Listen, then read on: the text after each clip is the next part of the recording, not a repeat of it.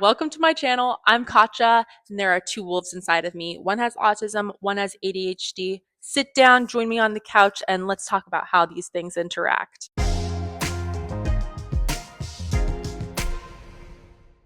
Today, the topic is autism.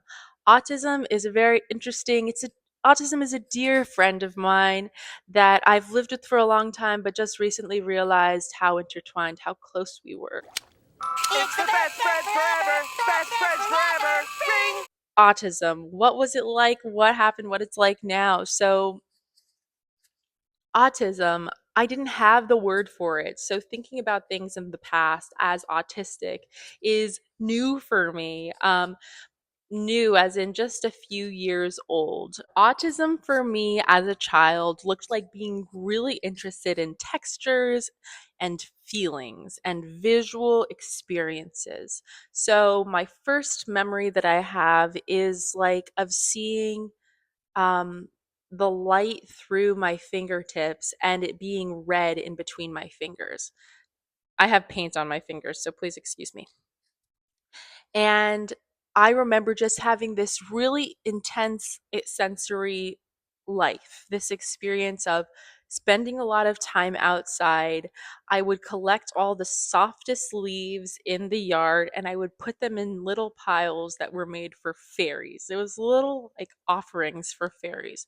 I had a very strong imagination. I think there's misinformation about people with autism not having a strong imagination. I don't believe that to be true.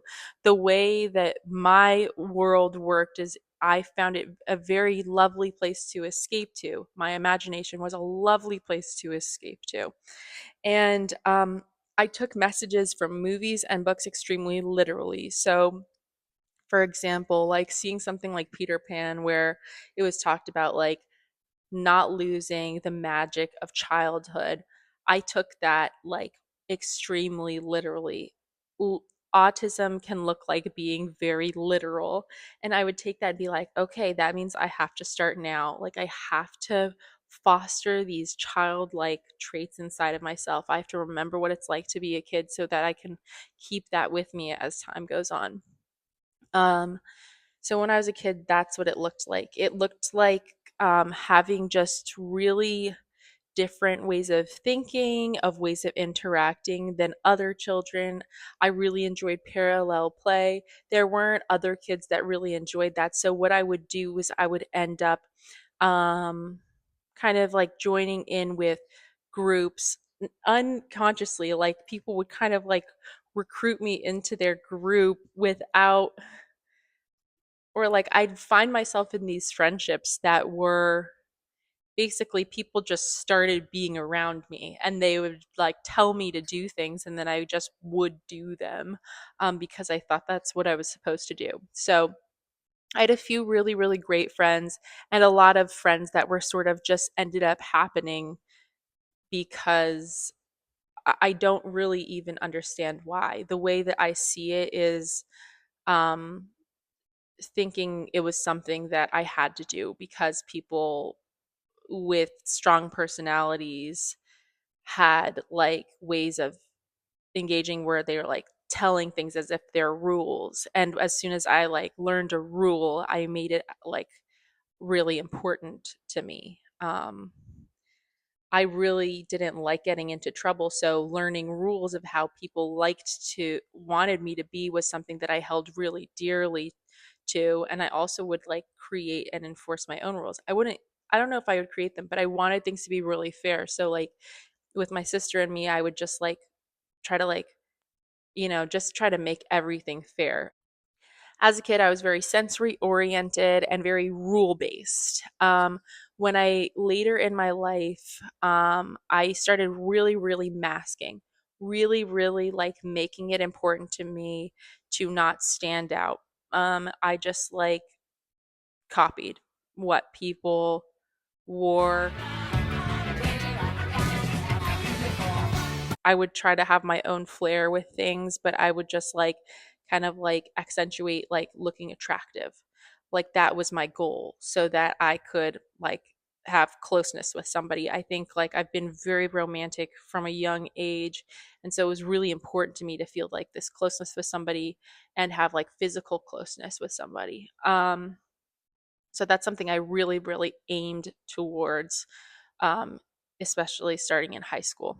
Um, yeah, I kind of lost myself for a while, didn't know exactly who I was. Like some of this stuff would come out when I started drinking and using. I would like get to be more so I have a history with addiction, and I was so uptight that like I have this like strong feeling, this memory of like losing myself for the first time when drinking and getting drunk for the first time, and that feeling so liberating, like feeling like I can finally like stop thinking so much and just be myself. So um really like leaned on alcohol as a way of letting loose for a period of time, and ended up hitting like um a pretty low spot during COVID times, COVID lockdown. And at that point, I was able to get sober. And through getting sober and learning how to live life soberly, I've seen and reacquainted myself with how sensitive I am, how sensory oriented I am, and had a whole new experience with myself. In doing that, it came to my attention through a friend of mine who was like, have you ever thought about neurodivergence? Have you ever thought you might have autism? And I was very curious about what this person was talking about. He gave me a book to read called Unmasking Autism, and I read it. It's by Devin Price, PhD. And I read that book and I really related to it. A lot of the like rule based thinking, this being rigid, having a strong sense of justice, right and wrong, black and white thinking. Yeah, being overwhelmed easily, things like that. And it was really, really interesting. I got like very excited about, very interested in it, and I started talking about it with a lot of people. People had varying responses to it. Some people would be like, "Oh, me too," and some people would be like, "Everybody has autism," and some people would be like, "There's no way you're autistic. Like autism looks like this," and they would think of somebody with like really high uh they would have they would think of people with who have a lot of needs in order to make it through the day. And so I looked different than those people, and I just I just had trouble with that. I didn't enjoy the feedback and how varied it was, and I just got confused by it, and I put it down for a while and just tried my best to make it through life without thinking about things in that way. And it came back up again recently, when I was talking with somebody who made a lot of sense to me, and she was like, "Oh, and I'm autistic, so I just need to like things like please like I need to be things to be explicit and like talked about like very clearly." And that made a lot of sense to me. And when I heard that, I was like, "Oh my gosh, like this person." I had already been thinking like this person makes a lot more sense to me than other people do. And I was like, oh my God, it's because she's autistic. I have to revisit this. And that has just created this super hyper fixation on learning more about autism again, reading more books, listening to podcasts, and researching, looking at YouTube, and watching YouTube creators who have autism level one. And autism level one is like people who have um, high functionality like they have fewer um needs, like they have fewer they don't need as much support to get through the day. So I really have been relating to that like crazy. And so I had also been learning about like self-diagnosis versus getting a professional diagnosis, and I had heard things like warnings about women getting diagnosed by professionals, and that being like a challenge actually, because the field hasn't caught up to the research, or like the professionals haven't caught up to like what's being shown in the world of what it's like to be an autistic adult.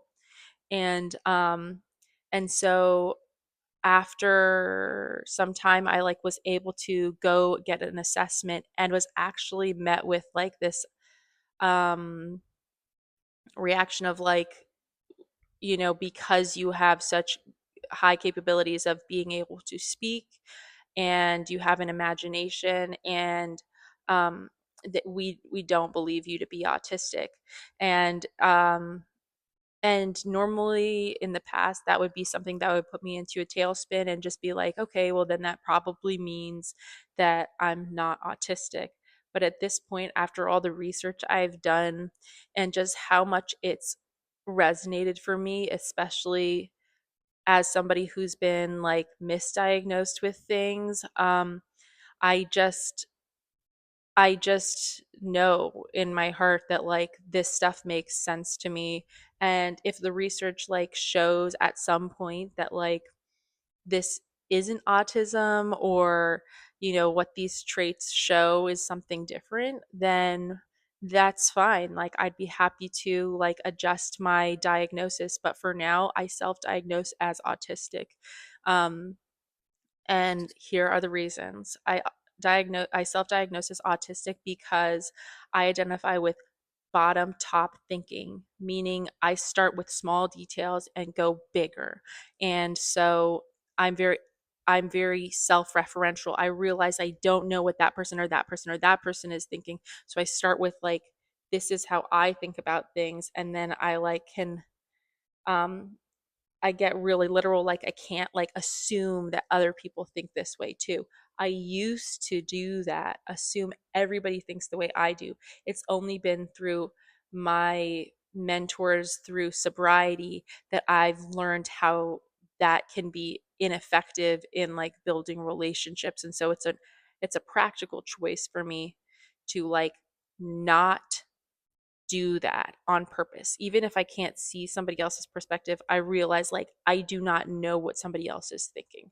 So, because I have all of these tools from sobriety and other mental health work, it's like the way that I present is as somebody who is not autistic to somebody who isn't up to date on what autism can look like. So, that's where I am now. I'm really like leaning into learning more, to sharing about my experience and helping the field grow, because it is such a new and emerging field. I'm so excited that this is happening. I'm so excited to know more about myself, and I'm so excited to take you on this journey with me. I'm sure you've been on it already, and that's why you found me, but I am so excited to share about it with you, and I hope to see you again soon.